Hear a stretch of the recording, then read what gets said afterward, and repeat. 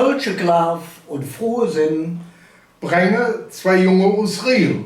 Der Fritz. Und der Tim.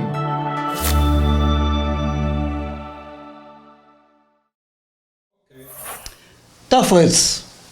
Man soll es nicht glauben, was so all passieren kann. Was war dann, Tim? Leg los. Ja, pass auf. Kommt dann ein geistlichen Herr auf der Stammheimer Straße, frage ich eine kleine Stropp, wie komme ich zur Kirche St. Engelbert?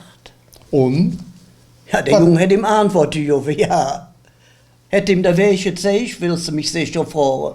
Nee, hätte ihm nicht gezeigt und hätte Ja, gesagt, ist es dann möglich? das verrate ich nicht. Und weißt du, was der geistliche Herr dann gesagt hat? Nee. Dann kommst du aber auch nicht in den Himmel. Ja, und was hat der Junge drauf gesagt? Ja, und ihr könnt nicht das noch St. Engelbert. Und warum hat er das gesagt? Weil für ihn St. Engelbert der Zitronenpress ist. Ach, du meinst wegen dem Aussehen? Genau das. Ja, die sieht aus wie so ein Zitronenpress, ne? Man braucht sie sich nur anzuloren, ne? Ja. Ja, zuerst waren ja viele Leute damit nicht einverstanden, ne? Es war zu modern und zu neumodisch. Aber ich weiß, du kennst dich da aus, du kannst da viel mehr drüber erzählen. Ja, Toni, da muss man so jetzt wieder ausholen. Im Grunde genommen ist er reich. Ich bin nur 1975 in das ganze Schmölzchen, Zitronenpress, Zint, Engelbert, gerutscht in das Festkomitee. Und da habe ich viel über den Neubau rausgefunden und vom Hans-Günther Müller verzahlt kriege und Bilder gezeigt. Also komm, das interessiert mich jetzt aber auch. Ja, und es war eine Lücke. Die ersten Entwürfe, die waren viel zu modern. Das kann ich verstehen. Einmal sah es aus wie eine Fleischfabrik, dann sah es aus wie ein Wurstgusch und dann kam der Entwurf mit der Zitronenpresse.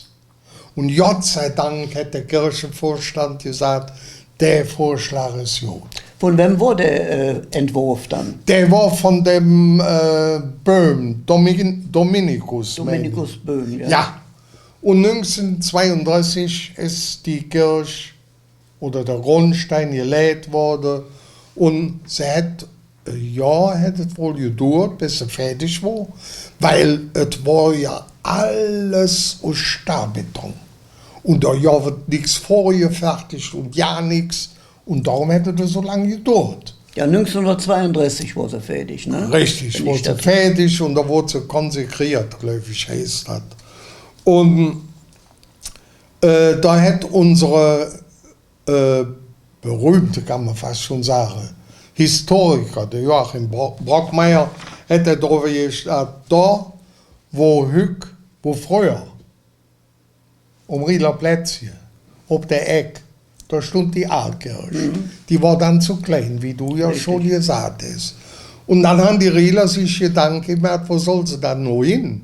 Und dann hat sich einer gefunden für das Grundstück, Rieler Jödel 32, und der Kirche angeboten. Dann kam der Dominikus Böhm und dann haben sie gebaut und 32 eingeweiht und schraub's wortlos. Aber ich weiß auch, wo du drauf hinaus willst. Du wolltest mir jetzt verklären vom Kardinal Frings.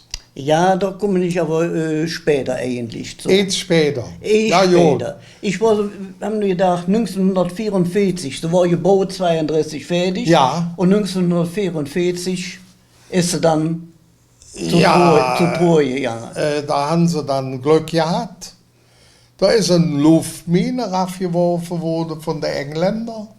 Die ist hinter dem Hauptaltar eingeschlagen, jetzt wo jetzt der Kindergarten ist aber Gott sei Dank nicht explodiert, sondern durch den Luftdruck ist die ganze Rückwand hinter dem Hochaltar rausgefallen. Jetzt war es ja Ende Silvesternacht, war es eiskalt in der Kirche. Das kann ich mal denken. Und wer in die Kirche kam, der brachte eine Klütte mit, damit der Küster das war der Metzemacher, der Ofenstochergrund für die Heizung. Und da war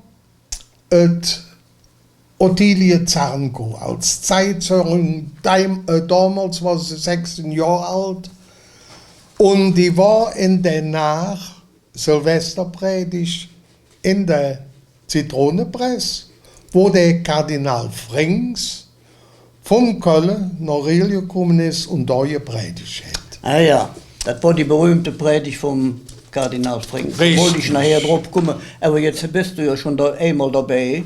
Richtig. Dann mach auch wieder. Das war ein Zick, da war alles knapp. Es gab kein Butter, es gab kein Brot, es gab keine Äpfel und so weiter und so fort. Und der Kardinal Frings war der Erzbischof von Köln. Und er war dann in der nachher nach Rio gekommen und hat von der Kanzel gesprochen. Moment, dass ich dich unterbreche. Der hat doch ein gutes Verhältnis zum Küsterhe, zu dem Küsterhe. Ja, und Noch zu zwar der damalige Pastor, der hat mit dem Kardinal Frings zusammen studiert. Also auch mit dem hatte er besonders gutes Richtig. Verhältnis. Und dann ging immer bei dem Metzgermacher seiner Frau ein Telefon. Und dann riefen die an, es soll niemand erfahren, der Kardinal geht nach Rio. Aha. Und dann kommt er mit dem dicken Mercedes für gefahren und er hat sich dann auch gewünscht, was die Frau Metzgermacher kochen tät. Ja, und dann na ja. wurde dann im Pfarrhaus alles Das ist klar. Kredenz doch, dass... Ja, der Frings, der hätte nicht drin gespart. Ne? Nee, vor allen Dingen, der hat nie in all den Jahren den Kontakt zu der einfachen Leute auf der Straße verloren. Aber entschuldige, ich habe dich unterbrochen. Ja, Du bist und in der Silvesterpredigt, nirgends im Jahreswechsel 45, 46, hat er gesagt, weil ja alles knapp war, wir leben in Zeiten, da tue ich jetzt ablesen, damit er doch richtig rübergeht, wir leben in Zeiten, da in der Not auch der Einzelne das wird nehmen dürfen, was er zur Erhaltung seines Lebens und seiner Gesundheit notwendig hat. Wenn er es auf andere Weise durch seine Arbeit oder durch Bitten nicht erlangen kann. Das hat der Frings in der Predigt gesagt. Und die Kölsche, die ja immer erfindungsreich war, wenn die Kirche irgendetwas gesagt hat, die haben dort den Begriff geprägt, Fringsen. Und das war dann ein Schlagwort in Köln. Jetzt muss man dann auch in die Historie gehen, in der Zeit danach, nach dieser Predigt, haben der Kohlenklau, die alle Rieler, wenn sich noch erinnern, im Nehlerhafen lief die Bahn durch, bis hin, und da hat der Hartges ein Rutsche, da hätte die Klüte aufkippen. Und in der Zeit, wenn dann die Bahn fuhr von Frechen Benzelrad bis nach Nehlerhafen, da hätte die Bähner sagen, passt auf, ihr Junge, wir fahren in dem Stückchen Scheibenstraße, Nöser Straße, bis zur Nehlerstraße, jetzt langsamer. Und die jungen Männer, die sie am Krieg vorbei gedrückt hatten, die sprangen dann, ob die Klöte waren, schmissen die Klöte rechts und links rum und die Frau Lügt die all abhelfen. Und da fuhren die Wege und das aufgibt. Und dann haben die gesagt, wenn sie erwischt wurden, ja, der Kardinal Frings hat gesagt, das und das durften wir uns nehmen und Klöte haben wir keinen, also haben wir die Klöte gefragt. das war auch richtig. Das war auch dann richtig, ja. Und dann, ich würde sagen, es ist so viel über die Zitronenpresse gesprochen wurde. Aber du hast mit Sicherheit ein Rühmchen mitgebracht. Ja, das ist ja so, da ist viel kaputt gegangen in der Zeit. Ja, Aber auch heutzutage geht noch Mensches hier und da kaputt. ja, also das Und da habe ich ein Römchen, das heißt, es datet. ja, Es tut es. Pass auf. In unserer Kirche Schlich an der Tür, ein Schal hängt, dat mit Sinn. An der Platz sehnen sich vom Lück, Weihwasser ist da drin. Doch eines Tages, da hat die Schale Sprung, ne kleine Riss. Der Küster rief nen Fachmann flück, der flickt dat ganz gewiss. Er kommt mit dem Lehrjung an und sagt, dat kriegen wir alt hin. Bald war er fertig und et war vom Sprung nix mehr zu sinn. Dem Lehrjung macht der Meister klar, schütt Wasser in die Schal, dann süht man, ob es sich rentiert, mach voran betet bald. Der fand, der hüllt frisch Wasser und sehnt sich, dat war nicht schwer. Et tätet, rief Herr Frühmond, genauso wie vorher. Der Meister lach und denkt bei sich, nee, war dat nicht all geht. No ja, dat eine, dat ist klar, geschad hättet ihm nicht. So, und du bist wieder dran, würde ich sagen, uns mir zu erzählen, wie es dann Normkrieg so richtig wieder ging. Ja, so richtig wieder ist es wirklich gegangen, nämlich da kommt dann die Neugründung vom Heimatverein Alt-Köln. Und er hat Ungen, wo die Anne Krieg jetzt schon mal eine Vernissage ausrichtet hat. In der Ungerkirche von Zint-Engelbert war ein Luftschutzkeller. Und da hat die Komödie die erste Theaterstückchen abgespielt. Und auch da mussten die Leute dann als Intrittskarte eine Glöte mitbringen, damit es aufwärts ging. Und wer sich heute noch für die Gegebenheiten in der Ungerkirche interessiert, dem kann ich nur empfehlen, Jordens dat Anne und die Künstler aus Goldriel besuchen und Jordens in die Ungerkirche. Dann seht ihr, was gebacken ist. Aber zum Heimatverein Alt-Köln kann ich noch sagen, die haben eine große Tafel gestiftet, die hängt neben der Kanzel in St. Engelbert. Richtig. Und da steht genau der Text drauf, den der Kardinal Frings damals der Lügscher in der Silvester nach vorgetragen hat. Und das war auch ein Metallbildhauer, der Zitronenpreis sehr verbunden war. Das war der Klein aus Neppes, Herbert, glaube ich, hieß der mit Fürnamen. Da bin ich mir aber nicht ganz sicher. Der hat dann die Tafel gestiftet oder gemalt, sagen wir so.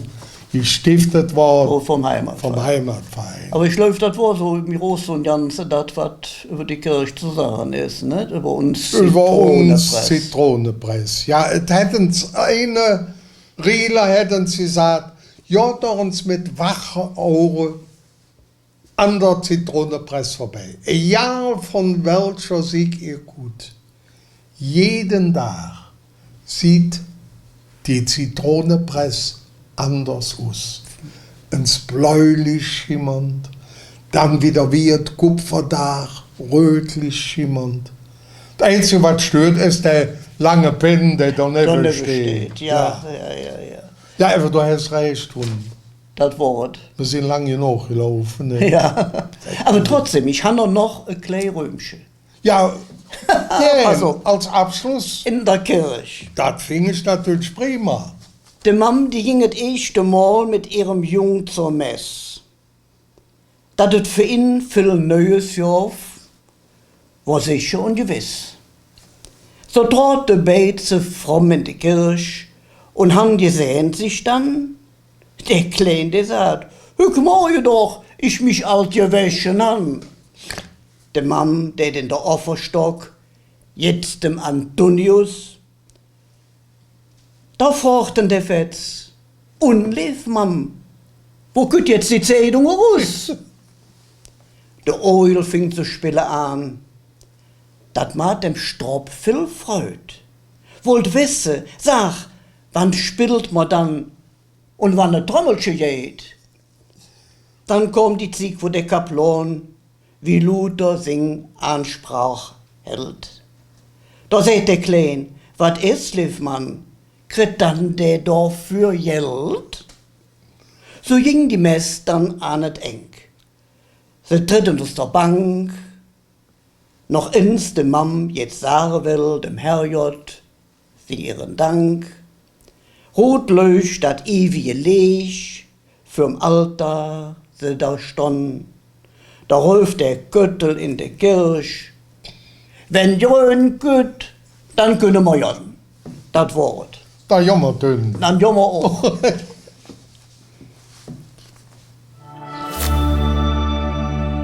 Kölsche Klav und frohe Sinn, Brate, 2 Junge, aus Rio. da Fritz. Und noch dünn. Tschüss zusammen, macht es ja.